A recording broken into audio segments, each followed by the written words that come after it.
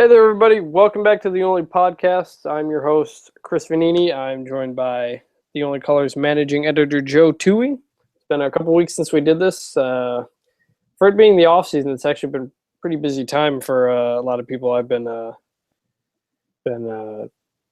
to move, got to fix a car situation, a ton of stuff going on. So I haven't had time to really get together with Joe for the podcast, but we got one here.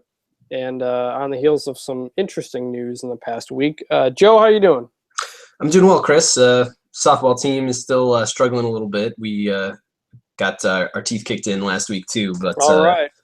yeah, it's we're 1-3 on the year, so we're still better than last year. Hopefully, we're getting new team shirts tomorrow, so hopefully that is inspiring in some way. No, you look good, play good, right? That's what they say. Yeah, we'll see how that goes. We got a lot of good stuff going up on the site. Matt McIntyre is doing a series on reviewing basketball players previous year. He had a pretty good article up on Travis Trice yesterday, and we'll get to this in a minute, but there should be a lot of recruiting news for football in the coming weeks. So like I said, we'll talk about that in a minute, but yeah, look for all that stuff on theonlycolors.com. Yep, a lot of stuff going up on the site, despite not much going on this time of year. But probably the biggest MSU story over the past week or since our last podcast came out of nowhere, and it came from the other side of the world. Former Michigan State basketball player Garrick Sherman finished up his first professional season in the country of Georgia. He was pretty happy about the year, had some celebratory drinks, got online. It was, I believe, around 4 a.m. local time, and just kind of started spewing off about the NCAA, and it turned into talk about MSU. But the conversation started by him talking about how much he gets paid to play in front of tiny crowds compared to when he was at Michigan State Notre Dame and played in front of big crowds and didn't get anything, and how he thought the NCAA was a joke. And, you hear this from a lot of ex-players. You hear this from a lot of media. It's a popular topic of debate these days. But that turned into Sherman talking about drug tests being passed without the NCAA knowing, and he referenced a situation where he says he peed into a condom for Darrell Summers, who used it to pass a drug test. Sherman transferred out of the MSU program after 2012, which was his sophomore season.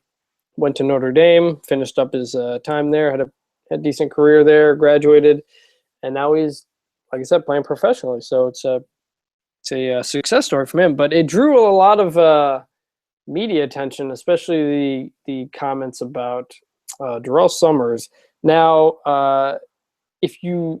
everybody knew, you kind of knew, okay, the drug issues on the MSU basketball teams a few years back are not new. This wasn't exactly a new thing. Chris Allen has publicly talked about it since he left since he had been kicked off the team and went to Iowa State. Corey Lucius had also been kicked off the team and went to Iowa State. He also talked about the drug situation there.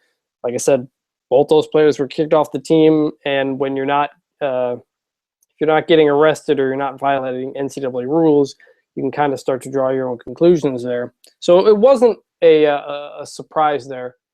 Now, Darrell Summers was a new name brought up, as in he wasn't Corey Lucius or Chris Allen. Yeah, drew a lot of attention. I don't expect any sort of ramifications that come from it from MSU side of things, but it was kind of another look back at what was a tumultuous couple of years for the team. When Sherman was a freshman, they went to the Final Four, and then the next year with high expectations, they barely snuck into the NCAA tournament. I covered both of those teams for the State News, and you just kind of knew when things were going on. It's part of what made that 2011 run to the final, or 2010 run, I should say. I'm sorry, I got my dates mixed up here. Sherman played in 2009, 2010, and 2010 2011. Those 2 years. Got the dates mixed up. My Yes. mistake on that. Yes. Yeah, I mean, Joe, I was watching this as it started to go on because I've been following Sherman on Twitter for a long time. So I saw it. I was like, curious where this is going to go. And then when he dropped the Darrell Summers line, I was like, I wonder if he was going to delete this. I wonder if this was going to get picked up. And the latter definitely happened. And he hasn't shied away from it since. So, I mean, I guess credit to him for sticking to things. And he went on Gottlieb's radio show. He tried to get a little pub for his highlight tape, which I don't blame him for when you're getting that attention. But, Joe, what do you think of the situation? I thought it was interesting. I mean, obviously it's odd for him to have decided to sort of spill the beans on that one at this point. And it was sort of, it seemed like it was sort of self-serving in some way, but ultimately, I mean, yeah, that singular act is the best thing he ever did for Michigan State, right? I mean, it's maybe a little odd to say it that way, but like for him to essentially pass a drug test for Darrell Summers is during that Final Four run. I mean, there's essentially nothing more you could have asked from him from a basketball perspective, right? I mean, he was just not a very useful player at any point during his MSU career. So I don't know. It made me like him more. I mean, a lot of people thought like that it was kind of not the best thing to throw him under the bus for throw Darrell Summers under the bus. But at the same time, it's not like I don't think Darrell Summers is, professional career got affected by that in any way. And yeah, ultimately, like it was something that he did for the team that as an MSU fan, doesn't, sort of color my experience of that Final Four run in any way. If Summers was going to fail a drug test because he was taking PEDs, like that would be an entirely different conversation, but he's smoking pot, right? So like, I just don't, it's hard for me to get morally high and mighty about the act itself. And then also I'm sort of grateful that that's what happened. And then the rant itself is just kind of, classic looking for attention kind of stuff. But ultimately, like, I don't know, it doesn't matter all that much. Well, that's a interesting way of looking at it, because I know a lot of MSU fans got upset at him, but you bring up a different perspective on it, and yeah, I mean, he made it clear in other tweets that him and Izzo didn't see eye to eye together, which was no big secret. It was obviously a reason he transferred. Izzo's style is very brash, and we've seen it not work on players. We've seen it work on players. It's just sometimes things don't work out. That's why the NCAA, has its transfer system. You have regular college students transfer school all the time. Sometimes things just aren't a good fit. Sherman moved on, had success in Notre Dame, and now he's got a professional career out of it. So it clearly worked out for him. So, but he also made a point to say that he still cheers for MSU. So that was an interesting take. And he also talked about how Summers and them never really talked to him. He was the country boy. There were a lot of inner city kids, although his best friend on the team was Derek Nix. But you always knew there were some kind of divides on that team. It was no real secret. Everybody kind of knew that. Yeah, it seems. The interesting part about that to me is that if Summers and Sherman never got along, like it's quite a leap then for Sherman to give him clean P, right? Like that's a really interesting decision for Sherman to have made. Makes it like an even more unselfish act in some ways, right? Like he was doing that solely for the team, right? I don't think that he cared at all about Darrell in any way, based on some of his comments there, right? So that almost makes me like him even more, right? If he had some personal, issues or just didn't get along with Summers and still, did this for the team, like just makes me like him even more. I don't know, maybe my take is a little weird on this, but yeah, I thought, yeah, it. And again, if it was for PEDs or something, like totally different story, right? Because then you're not at a level playing field with the opposition. And if I was a team that played MSU, like Tennessee, for instance, that had to play against Terrell Summers while he was on PEDs or something, that would piss me off. But I wrote about this about the rants a little bit, and so here's the hypothetical: if Shabazz Napier in 2014 during, if it came out that one of his teammates did the same thing for him that Sherman did for Summers, right? Where, you're pretty sure that Napier was just smoking pot or something, and then he had a teammate, give him clean pee or whatever. Would that make you, as an MSU fan, would that like make you mad in any way, considering that Napier probably would have not been eligible for that Elite Eight game where MSU got eliminated? To me, it doesn't really mean anything. Like if it was, again, if it was, the assumption is that it was for pot. So at that point, like, I just don't really care. Like, it just is kind of is what it is. But maybe that has something to do with my views on pot also. So I don't know. Well, I thought that was, I mean, that was just the way I kind of tried to think about it. that's the other issue. I mean, we don't. Sherman never said any specific drugs.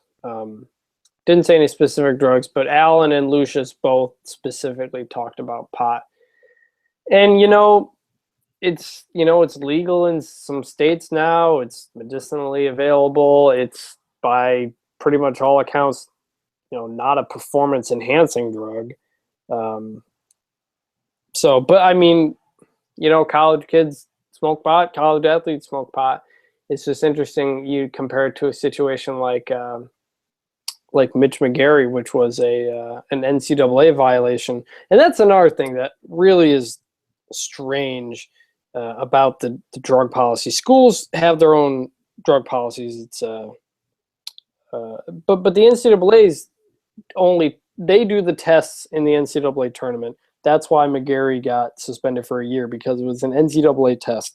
And when you have such huge discrepancies between how the NCAA would punish it and how the schools would punish it, it seems very counterproductive. And I think Sherman had made a point that if they really wanted to really drug test athletes for pot or something, you do a hair sample or something.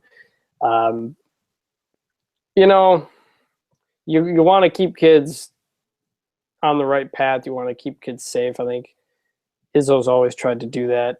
And the number of players that have been kicked off the team in recent years compared to, his first 15 years as a coach here would tell you that they were pretty egregious violations if he was willing to go that far, especially in a situation where, Corey Lucius was set to be the starting point guard next year.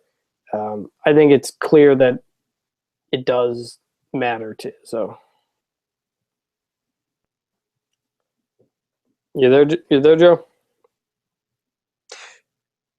Yeah, you're cutting out on me a little bit. But yeah, no, I mean, I agree with all of that. I think it's odd for the NCAA to be policing pot usage. It makes a little more sense from a team perspective, but yeah, I mean, it was a goofy situation in general. And yeah, I mean, my takeaway from the whole thing is that, like, I'm just going to remember Sherman more fondly than I would have otherwise. Like, instead of being a guy who never lived up to expectations and was just sort of disappointing generally, he'll be the guy who made sure that Summers could play against Tennessee, right? So to me, that's the sort of overall takeaway, which is probably different than most. I will say this: this is a guess from my perspective. This is not any sort of facts. But if Summers was able to do this condom trick, I have to imagine that was not an NCAA test. I have to imagine the NCAA, if they're going to suspend people for a year for this, I imagine they have pretty strict testing situations. So I'll assume this summer situation was not in the NCAA tournament in a situation where he would have been. I don't know that. I'm just, if you kind of piece things together, kind of reminded me of the whole situation reminded me of the show Playmakers from like 10 years ago on ESPN, where the guy got great show. a Whizzinator and inserted someone else's pee into him to pee clean to pass the test. So, things happen. It was a strange situation, and I believe any sort of statute of limitations has passed regarding this play. I don't even know if, like I said, I don't think the NCAA would have been able to do anything anyway if this was a school test. But I'm sure it's something that Izzo will increase his attention on moving forward after this. That's for sure, because you can be sure he will be asked about it the next time he's in a less public situation with media. So, any other final thoughts on Garrett Sherman? Nope, that's it. All right, now switching to football here. I have not been following recruiting as much. MSU, I don't think, has picked up or commit, maybe one or two since the last time we did a podcast where they had a string of a lot. But apparently there are a number of top recruits picking pretty soon that have MSU involved. Yeah, so within the next week, there are 3 defensive linemen that are going to be announcing their decisions. So this class right now is at 13 guys. Based on my projected football roster, there's a post on TOC about there appears to be 4 open scholarships for the 2016 class.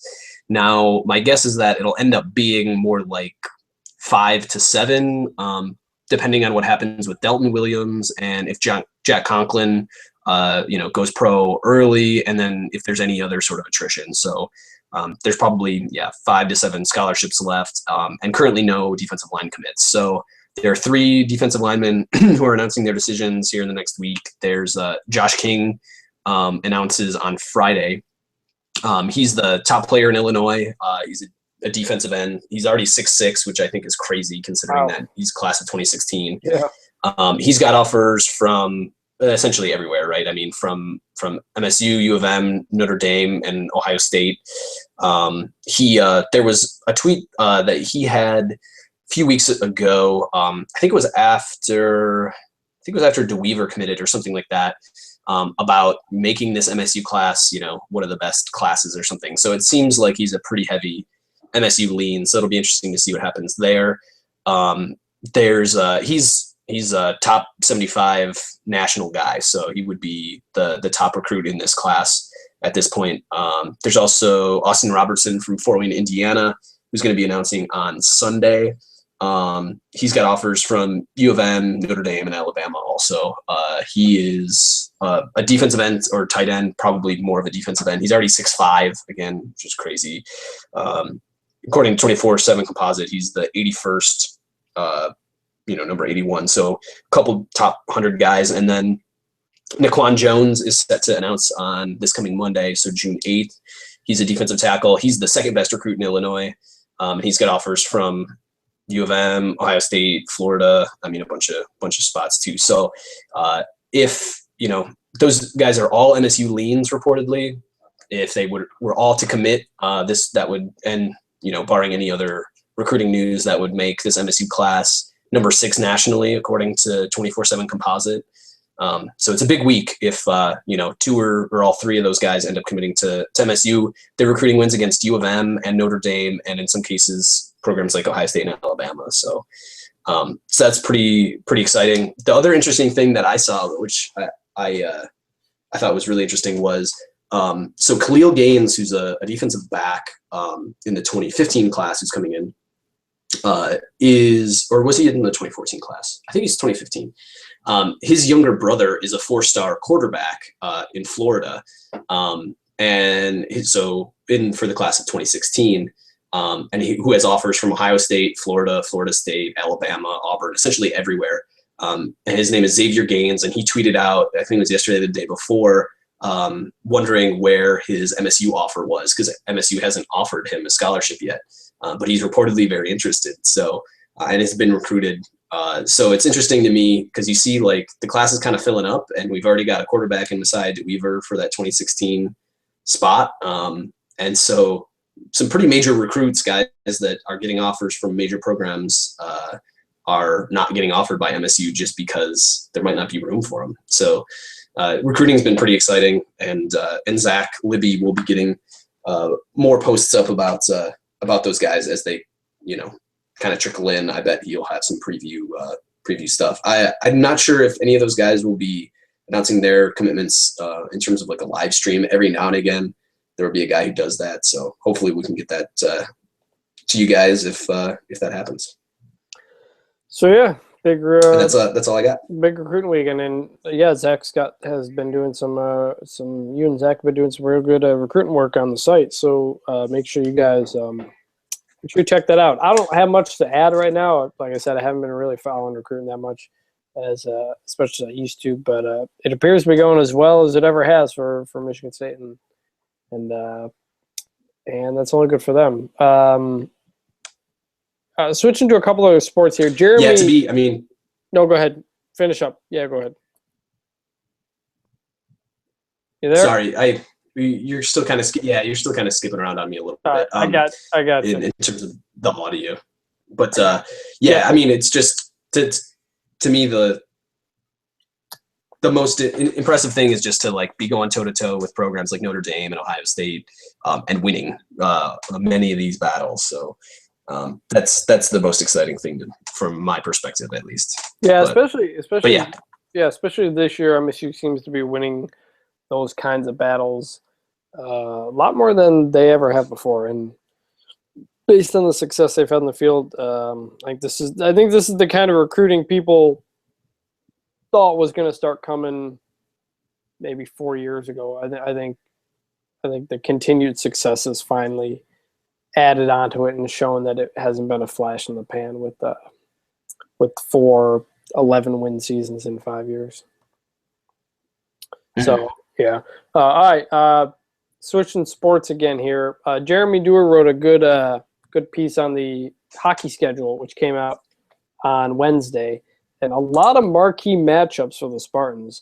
They've got Maine in the non-conference schedule. They've got Maine, Denver, New Hampshire, Boston College, Michigan Tech, North Dakota, along with the regular conference schedule. So it's a pretty loaded schedule, and we've talked about hockey before.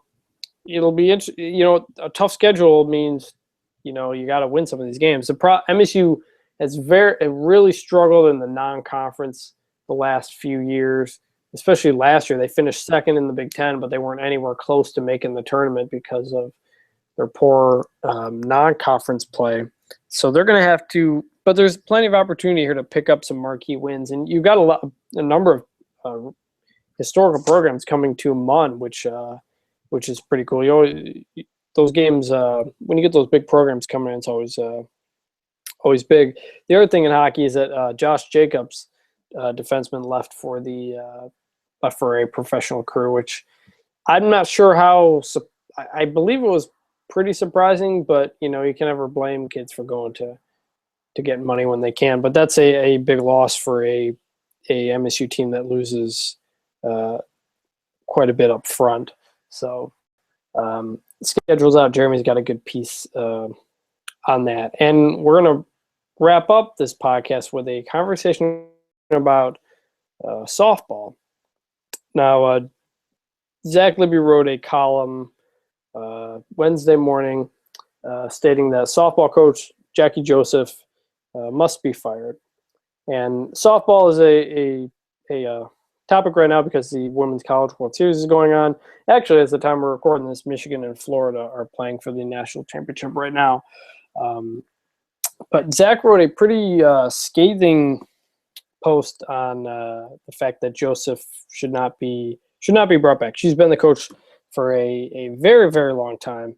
I believe multiple decades. I don't have the numbers in front of me. I covered the softball team in 2011, And a lot of some of the issues that Zach brings up are issues that I had heard back when I had taken over the beat. It's a program that has struggled for a really long time. Okay, 1994 was when Jackie Joseph became head coach. 21 years as head coach. But the last quite number of years have really been a struggle. Not too long ago, they went winless in Big Ten play, but they've turned up a little bit since then. And Zach's basic argument was, for one, looking at Michigan and what they've done under Carroll Hutchins, who I believe is a former MSU player. I think comparing yourself to a national contender is never the best way to go. I understand, obviously, you want to get to the top, but Carroll Hutchins has been at Michigan for 31 years. You don't just get that success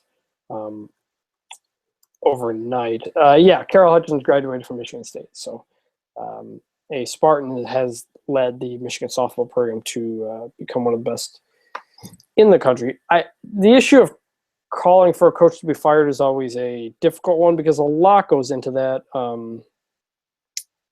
For one, money, that buyouts and searches for new coaches and whatnot. The idea that there should be a coaching change, though, with MSU softball, I think is perfectly reasonable opinion if you look at what they've done for quite a while now. We had this conversation a while back about some non-revenue sports, and we kind of had the conversation, I think, about the wrestling coach. It's a situation where a coach has been there for a really, really long time. They haven't had success for quite a while, but they're familiar. They don't cause trouble, but they're not having the success on the field compared to some other ones. And when you see what football has done, when you see what men's basketball has done, what baseball has done under Jake Boss Jr., it's natural to think that every sport in your athletic department should be having that same success. That's obviously not going to be the case. You're going to have bad teams. But Joseph's been there for 21 years. She's rubbed a lot of people out in the softball world the wrong way, I think, in terms of recruiting and whatnot. It's been a little bit difficult for the Spartans recruiting. You've got the new softball stadium, some relatively new, pretty new softball stadium there. So you've got some facilities that they hadn't had for a long time. For a long time, the baseball and softball facilities were pretty much a dump, but those have been fixed. So it's reasonable to expect more success to come with that. I thought Zach was a little overly scathing in his column, but the opinion was perfectly reasonable. So you don't see much softball on TOC, but it was kind of timely. Came up with the Women's College World Series going on, and there are some programs at MSU that don't get talked about, but also haven't been having same kind of success. But Michigan State's not a program like a Michigan or Ohio State where they have the money to pay for any coach that they want to. I remember when I was there, they lost. They were a really, really good field hockey team when I was covering, when I was at State News, and they lost their coach to University of Delaware and haven't been able to reach the same success since. So in the world of non-revenue sports, coaches, it's not the same situation as a basketball or football where you don't have the same kind of pressures from the outside. So, I don't know if I have no clue if anything is going to change, but Jackie Joseph has been through worse years and has still been around. So it's an interesting situation. Drew a lot of comments on the site. Joe? Yeah, I mean, so I think, ultimately it's like, it felt probably to most readers like we were just kind of dropping a softball bomb on them. And and yeah, what's interesting, and I tried to add some context with the note at the beginning, is just that like Zach's got more experience covering the softball team than TOC does. So I mean that to not write anything about softball for years and then have the first thing be calling for someone's job is a little shock. I mean, just get some shock going. But yeah, I mean, and there was some really good constructive criticism in some of those comments, which I really appreciated. And our commentary, it's always so good. I mean, yeah, the comments, I know a lot of people were upset about it, and perfectly allowed to. And I think there was some good conversation in the comments, which is why a lot of you guys come to TOC. So, that's what it's for. Yeah. Joe, you were saying so. Yeah, I mean, I don't know. No, that's fine. I don't really have a really strong opinion, I guess. I just without having really watched any softball, MSU softball ever, it's hard for me to do much more commenting. So yeah, that's that's my strong take. Yeah, and as was pointed out, it's a non-revenue sport, so the goals are different. You can win, you can lose. It's not going to make a big difference on the bottom line of the athletic department. I know MSU, at least when I was covering it, they got a number of players from Florida. I don't know what their recruiting budget is. I don't know if they could recruit the Midwest more at all to save money, but for all the Mark Hollis has almost all of his hires that he's made have been very good, whether it's Mark D'Antonio, Jake Boss, this guy, whoever leads the men's soccer program, I forget his name. So he obviously knows what he's doing. We know he knows what he's doing. I'm sure there are reasons for that. I think it might be worth if Zach wanted to reach out to the athletic department and see if you get a comment from Hollis or talk to Hollis about the situation. But yeah, it's not football. It's not men's basketball. Sure, it's great for your school when you see them competing in the Women's College World Series or in the NCAA softball tournament. But 99% of the time, no one really knows what they're doing. So the expectations are a lot lower. I don't know what her salary is. I don't know what her salary is relative to other coaches. There's a lot of factors that go into why. But if you were to base it solely on what's happening on the diamond, it's obviously safe to say that the program has struggled for quite a while now. Yeah, that's totally fair. And yeah, I agree with everything you're saying there, right? I mean, it's tough, and to say, I guess I just don't have much else to add there. Yeah, I mean, yeah, I know it kind of blew up on the site today, and some people were very upset about it, which was fine. But there was a lot of good a lot of good discussion in there too, which was